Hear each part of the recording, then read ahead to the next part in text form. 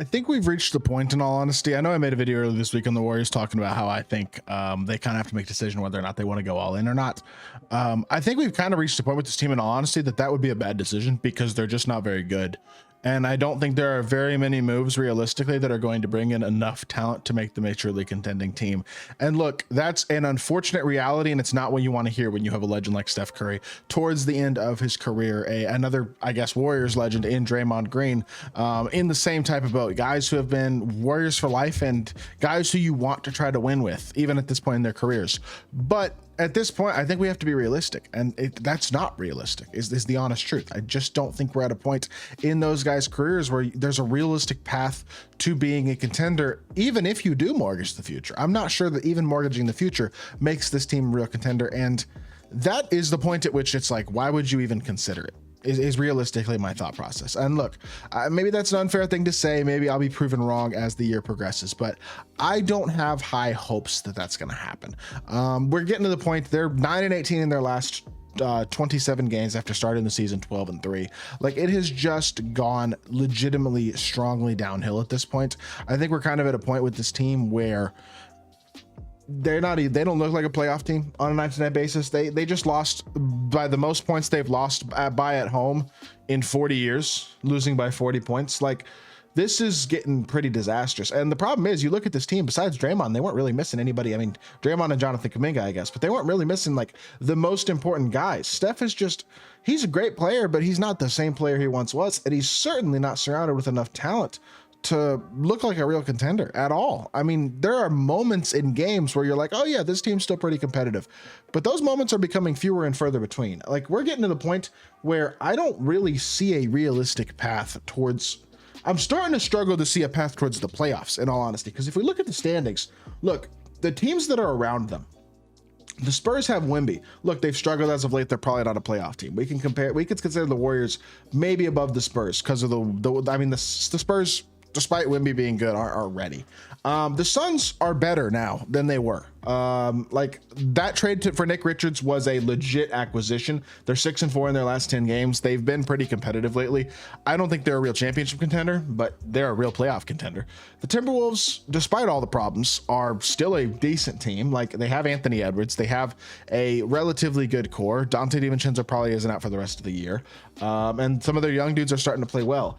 The Kings have been remarkable since firing Mike Brown. I haven't talked about that, but I think I need to, because it's been pretty impressive. I didn't think it was going to happen, but good Lord, the turnaround this team's been on as of late has been really impressive. They're 9-1 in their last 10 games. Like, give the Kings credit. That's incredible. But they're up to the 8th seed. They're playing great. The Mavs have been incredibly hurt and are still a game and a half above the Warriors. Look, that's not a huge gap, but the Mavs are going to get Derek Lively back healthy at some point. Quentin Grimes missed a game today. A lot of guys have missed a ton of games. Luke has been out for almost a month now and probably going to be out for a little bit longer, but the Mavs are at least kind of staying afloat without him. They're not playing well by any means, but they're going to get him back and they're going to be better easily.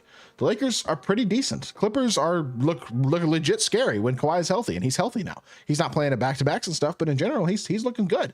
The Nuggets have found their footing. Like, you just go through this whole section and maybe they'll beat one of these 10 teams above them, but I don't think it's going to have to be Sacramento, Minnesota, or Phoenix. And right now, I think Golden State is the worst of that group. You just look at this team and they've been so bad for so long now. Literally, they're 9-17 or 9-18 since that 12-3 start. Like, it is really getting ugly. And the one thing they do have going for them is a schedule that is relatively easy for the rest of the year. So if you're looking for a positive, it's that. But I mean, I just don't think they have enough scoring. Wiggins has been the second guy offensively for the most part, him and Kuminga, but as a whole, they're just, neither of those guys are highly efficient rim pressure type scorers at this point in their careers. Wiggins has shot the three ball really well, but this is about as good as he could possibly play. Like, you're not going to get more from Wiggins than what you're getting right now. He's played well, but you're not going to get more. And so again, if he's playing this well and you're still struggling this much, that's not good. Kuminga is probably also, like, I don't think he's all of a sudden going to become a 27-4 dude instead of a 17-5-2. You know what I'm saying? I just don't think that jump is going to happen right now, especially not in this system. And that's okay, but it's not realistic to expect that. Draymond's not an offensive threat at this point, even if he is still a useful player. Dennis Schroeder has struggled so much. He's the one guy who I think could make an offensive jump from where he's been playing recently with the Warriors. He was so much better better in Brooklyn than he has been in Golden State. That's fascinating. Podziemski's been a disaster this year. Buddy Hield started the season great and hasn't been the same since the first 10 games.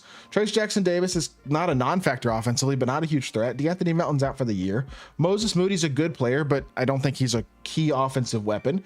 Kevon Looney, definitely not a key offensive weapon. Guys like Lindy Waters, Kyle Anderson, Gary Payton, basically the rest of the group is just, they're not interesting at this point in their careers. I mean, Gary Payton's unplayable because of his shooting. Like, you look up and down the roster, where's the savior? They don't have one. And look, they could make a trade. They could trade Kuminga and Wiggins and a couple first round picks and bring in real assets. The problem is those assets, unless their name is Kevin Durant, are not making this Warriors team a contender. And that's not happening realistically. Like, I don't think that the Suns are trading Kevin Durant. The Suns are clearly making moves to try to get better and try to compete, not to blow it up. That's why they traded for Nick Richards. And it was a good move. But I don't think there's an equivalent move for the Warriors that all of a sudden vaults them into a different tier of contention.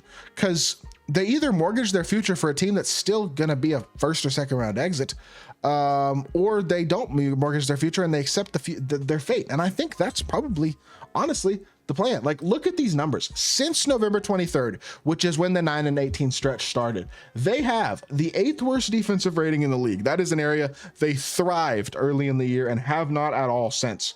Offensive rating, it's even worse. 5th worst offensive rating in basketball. Look at the teams around them. Washington, Charlotte, Brooklyn, and Orlando, who has had significant injury issues since that play. I mean, and have also had one of the better defensive ratings in all of basketball. And so you look at net rating, they have the 5th worst net rating in all of basketball, behind only, or in front of only, the Wizards, Nets, Raptors, and Blazers, 4 legitimately tanking teams. That's really, really bad. Like, I don't think I need to say that. I think we all know that, but that is really, really, really bad. And it's the type of thing that is really unfortunate. And I mean, they're the least efficient team in the league in 2-point percentage since November 23rd, which is not good, especially when you look at 3-point percentage. It's not like they're great.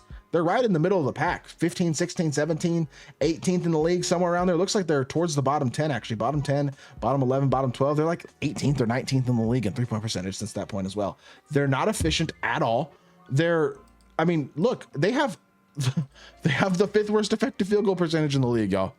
This team's bad offensively. They're bad defensively. They're just not good. And yes, you can blame injuries to a certain extent. They've had some guys miss games, things like that, but it's not a big enough thing to blame to justify this level of poor performance, especially not consider. I mean, they haven't missed Steph for significant chunks of time. Like, yeah, he's missed some games, no doubt, but he's played 33 games this year. Draymond's played 34. Kuminga's played 32. Wiggins played 35.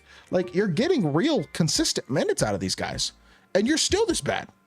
That's really, really unfortunate. And look, they've had their incredible run and they deserve a ton of credit for it. It's been a joy to watch, in all honesty, despite the frustration that I think at times we have had as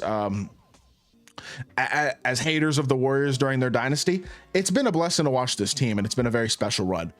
But I think it's coming to an end, and maybe I'll be wrong again. I thought it was coming to an end. They proved me wrong in 2022, but this feels like a different level of coming to an end. And you know what? We'll see what happens. Maybe I'm wrong, but as of right now, things do not look good. I will just put it that way, and I don't think y'all disagree with me. That's all I'll say. So I hope y'all did enjoy the video. If you did, make sure you hit that like button, leave a comment, and subscribe. I'll be back with more NBA content very, very soon, and I appreciate y'all.